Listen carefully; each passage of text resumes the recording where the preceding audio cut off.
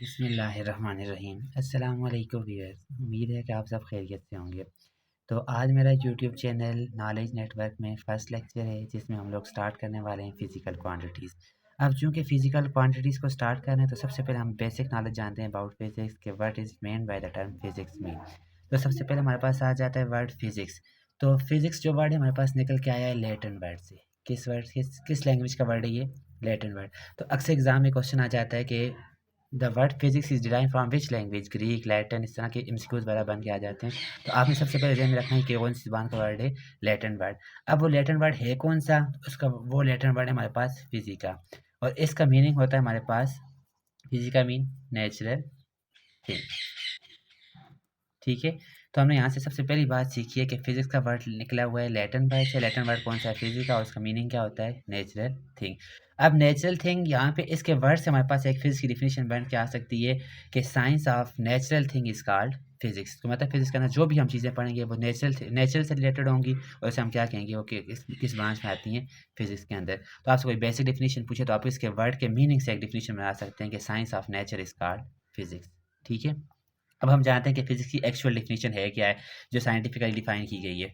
तो फ़िज़िक्स हमारे पास है, ये इसके अंदर हम स्टडी कहते हैं study of properties of matter. किसको स्टडी करते हैं? मैटर को, एनर्जी को, और उनके दरमियान रिलेशनशिप को। तो फ़िज़िक्स के अंदर हमारे पास 3 चीज़ें आ जाती हैं। सबसे पहली चीज़ मैटर, दूसरी चीज़ एनर्जी, और थर्ड चीज़ मैटर और एनर्जी के दरमियान रिलेशनशिप। अब इन तीनों चीज़ों को हम आगे जाके डिटेल में डिस्कस करेंगे, लेकिन अभी हमारा मकसद सिर्फ़ फ़िज़िक्स के साथ रिलेटेड चीज़ों को देखना है।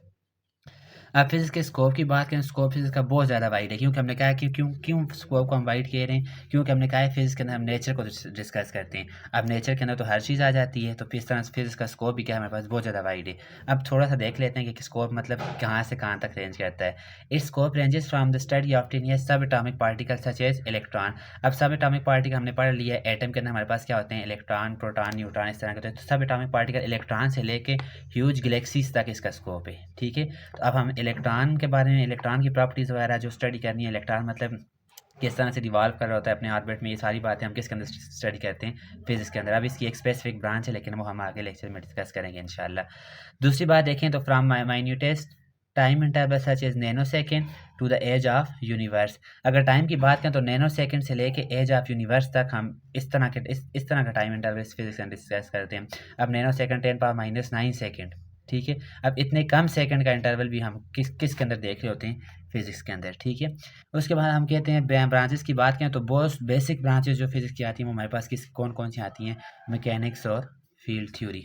ठीक है, ये दूसरे अल्फाज हम इस तरह से फिजिक्स को डिफाइन कर रहे होते हैं कि दो मेन ब्रांचेज है इसकी, एक क्लासिकल फिजिक्स और एक मॉडर्न फिजिक्स। तो क्लासिकल फिजिक्स असल में मैकेनिक्स से रिलेटेड ही होती है। ठीक है, और मॉडर्न फिजिक्स हमारे पास वो फील्ड थ्योरी से रिलेटेड, आइंस्टाइन थ्योरी वगैरह, हम उसके बारे में डिस्कस करेंगे, लेकिन वो आने वाले लेक्चर्स के अंदर इंशाल्लाह आपको डिटेल में समझ आ जाएगी।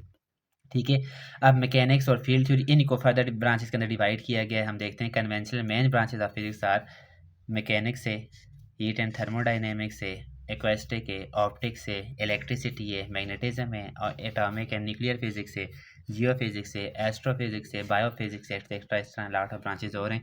इंशाल्लाह नेक्स्ट लेक्चर में हम लोग इसकी ब्रांचेस वगैरह को देखेंगे।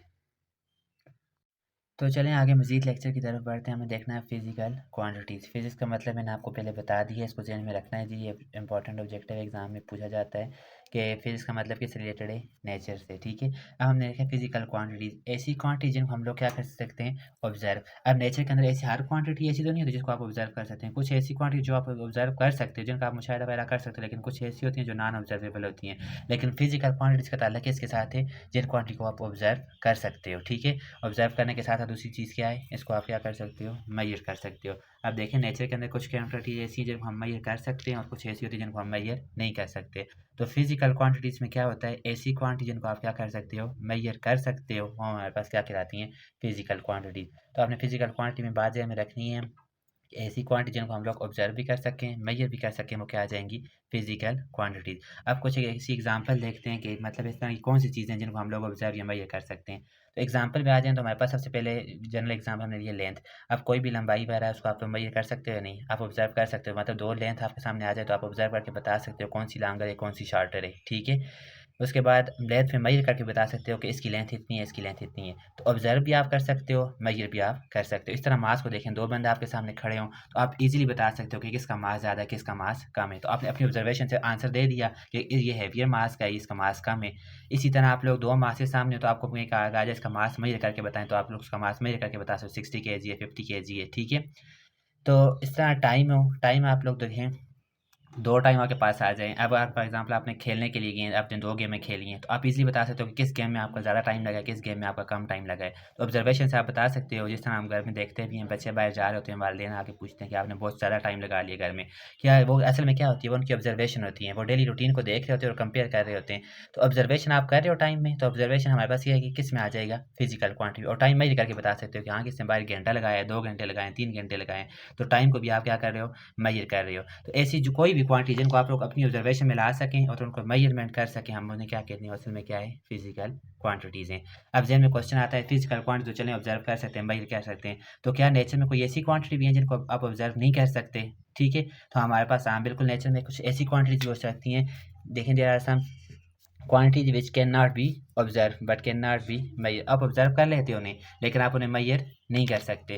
तो ऐसी क्वांटिटी जिनको आप मैयर ना कर सकें वो असल में क्या होती हैं, नॉन फिजिकल क्वांटिटीज़। इसकी एग्जांपल मैं आपको देता हूँ, जिस तरह फॉर एग्जांपल हैप्पीनेस है। कोई बंदा कहता है मैं खुश हूँ, तो आप क्या मैयर करके बता सकते हो वो कितना खुश है, वो ज़्यादा खुश है, 3 किलो खुश है, इस तरह मेजरमेंट तो नहीं कर सकते उसकी। तो हमारे पास ये किस में आ जाएगा, नॉन फिजिकल क्वांटिटी में, क्योंकि हम लोग उसे क्या कर रहे हैं, मेजर नहीं कर रहे। ऑब्जर्व तो करते जा रहे हैं, हाँ ये आज बहुत खुश नज़र आ रहा है, सामने आपने देखा हाँ ये बहुत खुश नज़र आ रहा है, लेकिन आप मेजर करके नहीं बता सकते हाँ ये इतना ज़्यादा खुश है, इतना कम खुश है, ये कह सकते हैं लेकिन एग्जैक्ट मेजरमेंट में नहीं बता सकते ये कितना खुश है, ठीक है। इस तरह कोई बंदा दुखी है, सैडनेस है, तो आप उसकी सैडनेस सामने देख के तो बता सकते हैं हाँ ये सैड है। ऑब्जर्व आपने कर लिया, विच कैन बी ऑब्जर्व करके आपने सामने देखा आज क्या बात है, आज आप उदास नज़र आ रहे हैं, तो आपने ये बात कर ली, लेकिन आप मेजर करके नहीं बता सकते कि वो बंदा कितना उदास है। इस तरह कोई बंदा सामने आपको हँसता हुआ दिखाई देता है, तो आप ये बता सकते हो कि वो मतलब मैंने एक लड़के को देखा है वो हँस रहा था, तो आपने ऑब्ज़र्व तो कर लिया उसे, ठीक है, बहुत हँस रहा था, कम हँस रहा था, ये कर रहे हैं, लेकिन मेज़रमेंट करके नहीं बता सकते। इस तरह लफ्ज़ है, इमोशन है, इस तरह की जो क्वांटिटीज़ में जिनको आप लोग ऑब्ज़र्वेशन कर सकते हो, लेकिन एग्ज़ैक्ट मेज़रमेंट करके नहीं बता सकते, वो हमारे पास क्या आ जाती हैं, नॉन फिजिकल क्वांटिटीज़। दूसरे अल्फाज में, सिंपल अल्फाज में देखें, फिजिकल क्वांटिटीज़ जिनको हम मेजर कर सकें, नॉन फिजिकल क्वांटिटी जिनको आप मेजरमेंट ना कर सकें, लेकिन ऑब्जर्वेशन दोनों की आप कर सकते हैं, ठीक है। चलें ठीक है जी, थैंक्स यू। इंशाल्लाह मिलते हैं नेक्स्ट लेक्चर में। आप जो कोई भी क्वेश्चन वगैरह हो, कोई बात समझ ना आई हो तो कमेंट सेक्शन में इंशाल्लाह ज़रूर बताइएगा। इंशाल्लाह आपको वक्त के साथ साथ रिप्लाई किया जाएगा। अल्लाह हाफ़िज़, अल्लाह खुश रखे आप सब। Thank you.